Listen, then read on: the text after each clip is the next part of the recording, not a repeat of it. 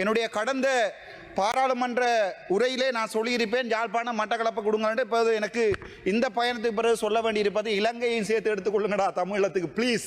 ஒட்டுமொத்தமாக தமிழ் பேசுகிறோம் என்கின்ற ஒரு காரணத்துக்காக தமிழன் புதைக்கப்பட்ட இந்த மண்ணிலிருந்து மீண்டும் ஒரு தமிழ் குரல் கேட்க வேண்டும் என்று ஆசைப்படுகின்ற தமிழ்நாட்டு மக்களுக்கும், அதே நேரம் இந்த மே 18ஆம் திகதி எங்களுடைய இனப்படுகொலையை நடந்த விடயத்தை தங்களுடைய மனதிலே இருத்துவோம் என்று சொன்ன தமிழ்நாட்டு முதலமைச்சர் அன்புக்கும் பாசத்துக்கும் உரிய அண்ணா விஜய் அவர்களுக்கும், தளபதியின் தளபதி ஆதவ் அர்ஜுனான் அவர்களுக்கும், ராஜ்மோகன் அண்ணாக்களுக்கும் என்னுடைய மனமார்ந்த நன்றிகளை தெரிவித்துக் கொள்கிறேன். இந்த பயணம் இந்தியாவிற்கான எனது இந்த பயணம் என்னை பொறுத்த வரைக்கும் மிகப்பெரிய வெற்றியை தந்திருக்கிறது. அரசியல் தெரிந்தவர்களுக்கு அது நன்றாக தெரியும்.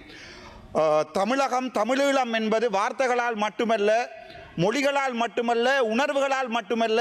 தமிழகம், தமிழீழம் என்பது இரத்தத்தால் இணைந்த இரண்டு பிரதேசங்கள். என்னுடைய கடந்த பாராளுமன்ற உரையிலே நான் சொல்லியிருப்பேன், யாழ்ப்பாணம் மட்டக்களப்பு கொடுங்கன்னு. இப்போ எனக்கு இந்த பயணத்துக்கு பிறகு சொல்ல வேண்டியிருப்பது, இலங்கையும் சேர்த்து எடுத்துக்கொள்ளுங்கடா தமிழத்துக்கு ப்ளீஸ்.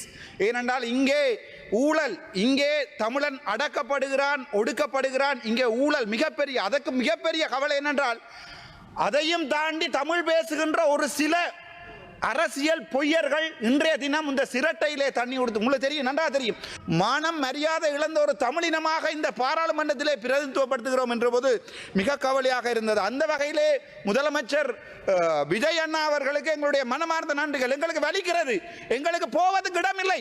தமிழகம் மட்டும்தான் எங்களுக்கு இருக்கக்கூடிய ஒரே ஒரு இடம்.